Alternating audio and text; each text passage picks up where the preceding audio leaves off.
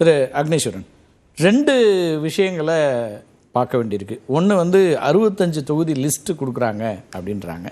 கூட்டணியில் ஒரு கட்சி கேட்கறதுக்கான உரிமை இருக்கலாம். இப்போ புதிதாக இன்சார்ஜ் போட்டிருக்காங்க பியூஷ் கோயல் உள்ளிட்டவர்களை. எப்படி பார்க்குறீங்க? இந்த புதிய நியமனங்கள் அப்படிங்கிறது வந்து என்னவா இருக்குது? ஏற்கனவே திரு துரைக்கண்ணா சொல்கிறாங்க இதெல்லாம் இணைக்கிறதுக்கான வேலைகள் தான் நடந்துட்டுருக்குது.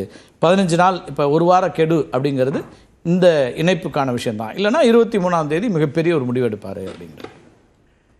இன்றைக்கி அரசியலே வியாபாரமானதற்கு பிறகு அரசியலில் வியூகங்களுக்கெல்லாம் மதிப்பில்லை அப்படின்னு நான் பார்க்குறவன்.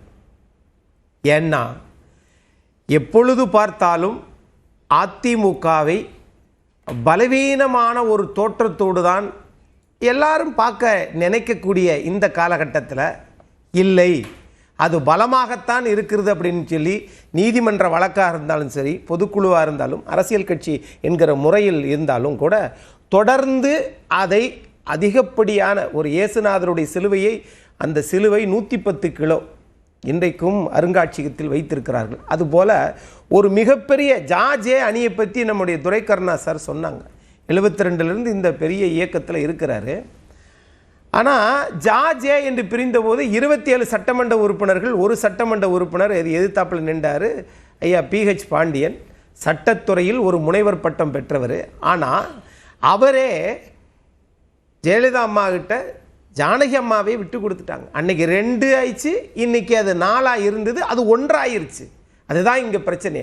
ஆனால் இவங்க நினைக்கிறது என்னன்னா, திரும்ப திரும்ப ஒரு இதை நம்ம சொல்லிக்கிட்டே இருக்கிறோம் அப்படின்னு நினைக்கிறாங்க. அது உண்மை இல்லை.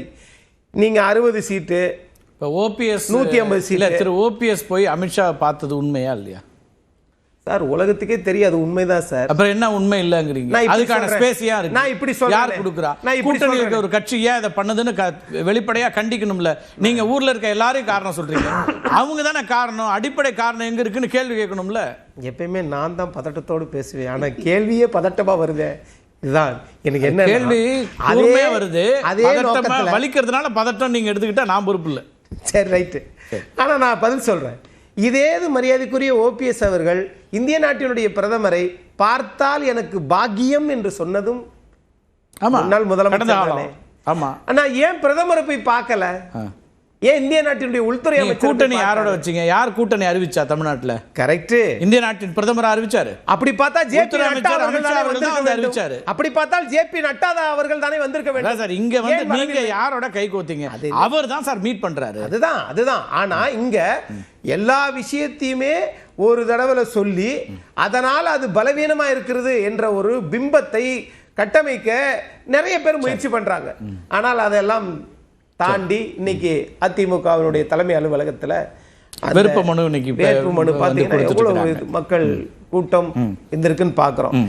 இங்க இது எல்லாமே வியூகங்கள் என்று பார்ப்பதை விட, அப்பா நீங்க எவ்வளவு சொன்னாலும் சரி, இந்த இயக்கத்தை யாராலும் கபலீகரம் செய்ய முடியாது. அத ஒரு சாமானிய யாராவது முயற்சி பண்றாங்களா அப்படி? யாராவது முயற்சி பண்றாங்களா அப்படி நினைக்கிறீங்களா? முயற்சி பண்ண கபலீகரம் செய்யறதுக்கு முயற்சி பண்ணத்தானே செய்வாங்க. யாரு கூட்டணி கபலீகரம் பேச வராங்க? ஒரே ஒரு நிமிடம். கூட்டணியை கபலீகரம் கட்சியை காப்பாற்ற வேண்டும் என்று முயற்சி. நான் பதில் சொல்ல போறேன். உங்களுக்கு எதுக்கு இவ்வளவு பதட்டம்? இல்ல, கபலீகரம் செய்ய முயற்சி எல்லாம் இல்ல. இப்ப தெரியுதா? கட்சியை காப்பாற்ற வேண்டும் என்றுதான். இப்ப தெரியுதா? ஓ, நீங்க பக்கத்துல இருக்கவங்கள தான் சொன்னீங்க. OPS சொன்னீங்களா? என்ன சொல்றேன்னா, உங்களை பொறுத்தளவில் நாங்க வந்து ஒண்ணு சார், 2 முயற்சி தான் சார். ஒண்ணு சட்ட ரீதியாக, இன்னொரு அரசியல் கட்சி ரீதியாக. இந்த 2 முயற்சியும் இல்லாமல் நாம வந்து நேர டெல்லிக்கு போனா இந்தியாவே நமக்கு கட்டுப்பாட்டுக்குள்ள வந்துரும் என்று நினைத்தால் அந்த அரசியல் கணக்கு சரியா தவறா? அது தவறுன்றதா என்னுடைய பார்வை. இந்த கணக்கு இருந்தாலும் இந்த கணக்கு தப்புங்கிறத OPS பார்த்து சொல்றீங்க இல்லையா? திரு அமித்ஷா அவர்களையோ பாஜகவையோ பார்த்தானே சொல்லணும் இந்த கணக்கு தப்புங்க. ஏன் இப்படி ஒரு சந்திக்கிறீங்க? நம்ம அது ஆகிறது இல்லை, இந்த கட்சியை வந்து வீணாக்குறாங்க துரோகிகள், நம்ம தோல்வி அடையறதுக்கு தான் காரணம் அப்படின்னு அங்க சொல்றதை விட்டுட்டு நீங்க இங்க இருக்கிற நண்பர்கள்ட்ட பேசுறீங்க, OPS கிட்ட சொல்றீங்க. ஆனா பக்கத்துல இருக்கிற நம்ம ராமசாமி மெய்யப்பன்ட்ட கூட சொல்ல மாட்டேங்கிறீங்க. ஆமா, ராமசாமி மெய்யப்பனுக்கு சேர்த்து சொல்றேன். ராமசாமி மெய்யப்பனுக்கு என் நண்பருக்கு சொல்றது இந்திய நாட்டினுடைய உள்துறை அமைச்சருக்கு சேர்த்து தான் சொல்றேன். ஒரு செய்தியை கசிய விட்டால் அது மனதளவிலோ அல்லது செயல் அளவிலோ அது நடைமுறைப்படுத்தி விடலாம் என்று நினைப்பது என்பது தமிழ்நாட்டிற்கு ஒவ்வாது. இங்கே திராவிட கட்சிகள் தான் அதிமுகவுக்கும் எது திமுகவுக்கும் இந்த 65 லிஸ்ட் அது சொல்றீங்களா சார். என்ன சொல்றீங்கன்னு சொன்னாதான் சார் எனக்கு புரியும். 65 லிஸ்ட் தான் சார். சரி, அது யார் சார் சொன்னது? யார் சார் சொன்னது? கேட்டுறோம், நம்ம அடுத்து கேட்போம். திரு அமித்ஷா அவர்கள் சொன்னாரா, அல்லது ஜேபி நட்டா சொன்னாரா, அல்லது அவருக்கு பதிலாக இன்னொருத்தர் இது பண்ணியிருக்காங்களா இன்னைக்கு அவங்க சொன்னாங்களா? இது எல்லாமே நீங்க உங்கள் செயல்கள் தான் சார் பேசும். இங்க செயல்படுத்துங்க ஒரு திட்டத்தை. திராவிட கட்சிகள் இவ்வளவு நாள் வந்திருக்கிறாங்கல்ல, அது மக்களோடு மக்களாக இருந்து செயலாற்றி அதுல சில திட்டத்தை ஆண்டாண்டு முழுக்க இப்ப நீங்க சொல்றது நியாயம் தான். இப்ப காங்கிரஸ்ல கூட அப்படி ஒண்ணு வந்துச்சு, 50 இடங்கள் அவங்க கேட்கறாங்க. அல்லது இந்த பீகார் தேர்தல் முடிவுகளுக்கு முன்னாடி ஒண்ணு வந்துச்சு, 5 பேர் அமைச்சரவையில் இடம் கேட்குறாங்க, கூட்டணி ஆட்சி 50 இடம் கேட்குறாங்கன்னு. இதெல்லாம் வரும் தான், எல்லாரும் கேட்பாங்க. கடைசியா என்னங்கிறத நீங்க தானே முடிவு பண்ண போறீங்க. அது முடிவு பண்றதுக்குள்ள இவ்வளவு கொடுப்பாங்கன்னு நீங்க தானே இப்ப பேச ஆரம்பிக்கிறீங்க. துரை கருணா சார் மாதிரி இவங்கெல்லாம் எனக்கு கேசியம் அப்படி சொல்லப்படுகிறது. அவர் என்ன சொல்றாரு, 96 பொய் சார். இல்ல சார், அதெல்லாம் பொய். சரி, காற்றில் பறக்க விடுகிற வார்த்தை நமக்கே தன் காதுகளுக்கே திரும்பி வரும். அதனால அதெல்லாம் நீங்க பெருசா எடுத்துக்கவே வேணாம். இப்படி எல்லாம் சொல்லி மூளை செலவை செய்யறாங்க. ஆஹா, இப்படி சொல்லி விட்டா அவங்க யாராவது பேசுனா அந்த வார்த்தையிலிருந்து நாம பிடிச்சுக்கிறோமா? அதெல்லாம் ஒன்றும் கிடையாது. என்ன பேசினாலும் இங்க மாநில தேர்தல், சட்டமன்ற தேர்தல், இங்க திமுகவை வீழ்த்தக்கூடிய அரசியல் கட்டமைப்பு இருக்கிற ஒரே கட்சி அதிமுக தான். அதனால இதை நம்பித்தான் பாஜகவே அதிமுகவுடன் கூட்டணி வைத்திருக்கிறது. கூட்டணியில பிரச்சனை கிடையாது. ஆனா அதுக்காக காங்கிரஸ் இதுவும் சேராம இருந்தா குழு அமைச்சாங்களா? அப்படி இங்க பாஜக குழு அமைச்சிருக்காங்களா? இல்லையே. அது மாதிரி பிரவீன் பேரை நியமிச்சிருக்காங்களே, அதோட அர்த்தம் என்ன சார்? ஏற்கனவே நியமிச்சவங்களே வேணான்ட்டாங்களே, அதுக்கு என்ன அர்த்தம்? இல்ல அதுதான் பிரவீன் சக்கரவர்த்தி ஏன் ஒரு தலைவரை போய் பார்த்தாரு, அதுக்கு பிறகு ஏன் குழு அமைக்கிறாங்க? அது மாதிரி இந்திய நாட்டினுடைய எதிர்க்கட்சி தலைவர் தொலைபேசியில தொடர்பு கொள்றாரு, அதுக்கு பிறகுதான் நீங்க குழுவே அமைச்சீங்க. அப்ப உங்களுக்கே ஜர்க்கு ஏற்படுதுல. அதே மாதிரி இங்க இருக்கும், அது மாதிரி இருக்காதுன்னு சொல்ல வரேன். என்ன சார் இது? அது மாதிரி கூட்டணினா ரெண்டு பக்கமும் எண்ணிக்கையில கேட்பாங்க, சொல்லுவாங்க, ஃபைனலா கால் எடுக்க போறது நீங்க தானே.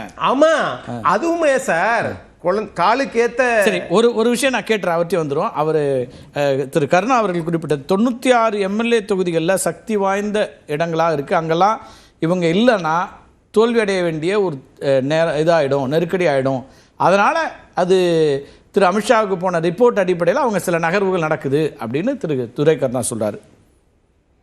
இதுவும் டெல்டாவும் சவுத்துலேயும் சேர்த்து 96 தொகுதிகளில், சட்டமன்ற தொகுதிகளில் இவங்க இல்லைன்னா வெற்றி பெறுவது சிரமம் அப்படின்றது உள்துறை அமைச்சருக்கு போயிருக்கு அப்படிங்கிறார், உளவுத்துறை மூலமா. அந்த உள்துறை அமைச்சருக்கு உளவுத்துறை கொடுத்த ரிப்போர்ட்டை ஏதாவது சொல்லுங்க, என்னைக்கு போச்சு? இல்லை, திரு துரை கருணா சொல்றாரு. அதுதான் இதுதான். ஆக ஒரு போலியான செய்தியை கசிய விட்டு பரவ விட்டு ஒன்றை பலவீனப்படுத்துறோம் அப்படின்னு சொன்னா, அலெக்சாண்டர் அவர் உலக பெரிய பேரரசன், 30 வயசுல செத்து போயிட்டாரு. 2 விஷயத்தை சொன்னாரு. ஒண்ணு, அப்பா நான் கிறிஸ்தவர், என் 2 கையையும் வெளியே நீட்டிருங்கப்பா. ஏப்பா அப்படின்னா, நான் எவ்வளவோ பொண்ணு பொருளாம் சம்பாதிச்சேன், எதையுமே கொண்டு போலப்பா, வச்சிருங்க. ஆனா ஒண்ணு, என்னை தூக்கிட்டு போற ஆளு பூரா எல்லாமே டாக்டரா இருக்கணும்ப்பா, தலை சிறந்த மருத்துவர்களா இருக்கணும். ஏன் அப்படி சொல்றீங்க அப்படின்னு கேட்டதுக்கு அவர் சொன்னாராம், என்னை மாமன்னனாக இருந்த உலக பேரரசனா இருந்தேன், என்னை டாக்டராலே காப்பாற்ற முடியல. இதுதான் அரசியலும் கூட. நீங்க என்னதான் நினைக்கலாம், தமிழ்நாட்டு மக்களுடைய எண்ண ஓட்டத்தை அவர்கள் திராவிட கட்சிகள் செஞ்ச ஒரு அவங்க ஆட்சி அந்த அரும்பணிகளை மாற்ற முயற்சித்தால் முயற்சிக்கலாம். காங்கிரஸ் அப்படித்தான் இருந்துச்சு, காங்கிரஸ் அப்படித்தான் இருந்துச்சு. அத பேரணி பிறந்த அண்ணன் மாற்றினார். அதே போல பாஜக மையப்பனுக்கு நீங்க தகவல் சொல்றீங்க, கேட்டுருவோம். இங்க